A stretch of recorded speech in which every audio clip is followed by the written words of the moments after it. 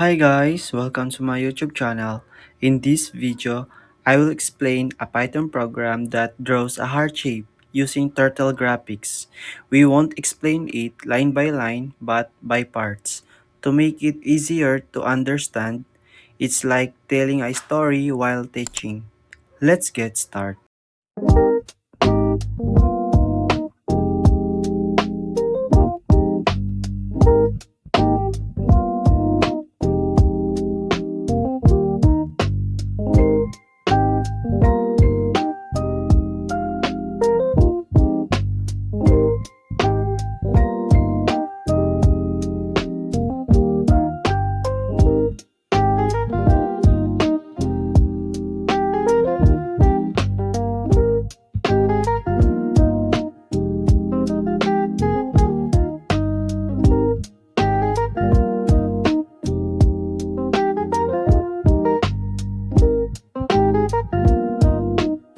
Sa unang part ng code, nag-import tayo ng dalawang modules, Math and Turtle.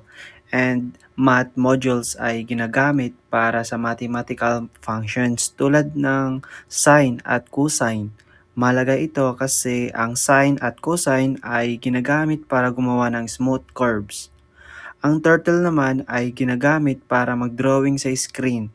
Para lang siyang pen na gumagalaw based sa coordinates.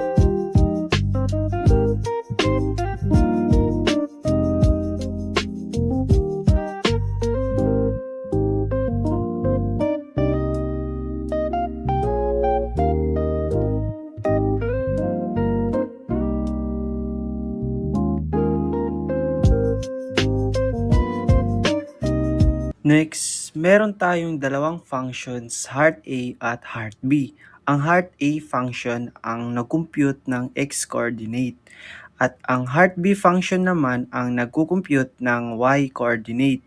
Yung mga formula sa loob ay mathematical equations. Kapag pinagsama ang x at y values na galing sa dalawang functions na ito, nabubuo ang hugis ng puso. So, dito makikita na math ang gumagawa ng shape, hindi tayo mismo.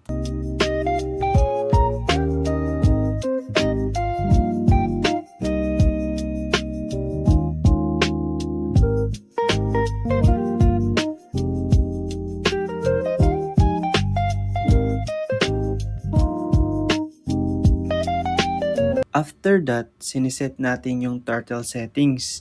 Ginagamit natin ang speed 0 para pinakamabilis ang drawing kasi ayaw nating mabagal gumalaw yung turtle. Then, siniset natin ang background color sa black para mas lumabas yung red na heart.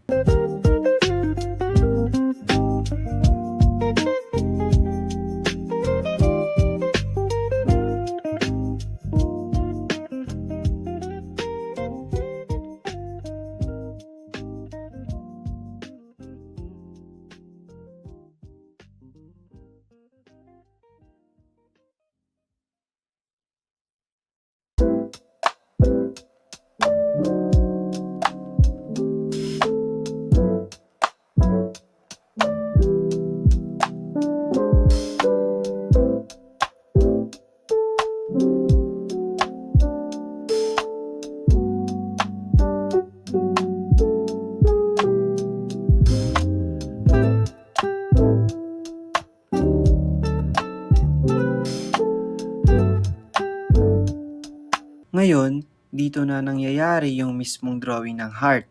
May loop tayo na tumatakbo ng maraming beses. Sa bawat ikot ng loop, kinukuha natin ang x at y coordinates.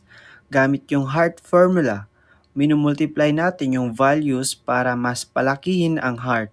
Tapos, pinapapunta natin ang turtle sa coordinates na yon dahil paulit-ulit itong ginagawa.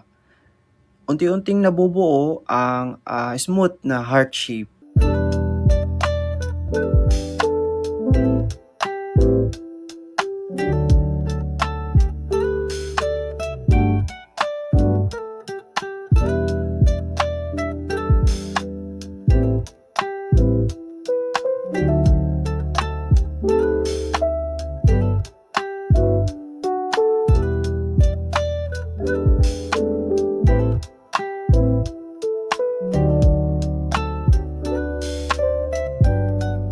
Sa loob ng loop, siniset natin ang color sa red para obvious na heart yung dinodraw.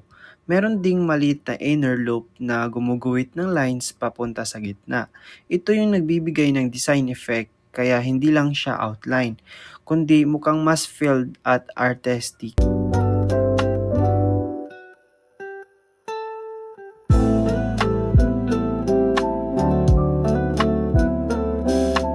Sa pinakadulo ng program, ginamit natin ang done.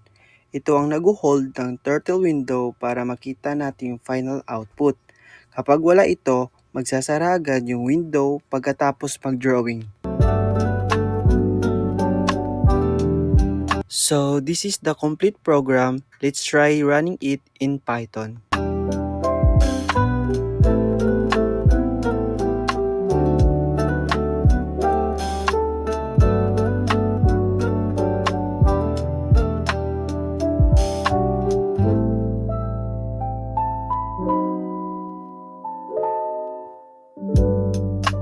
So, pwede nyo itong palitan kahit anong gusto nyong color.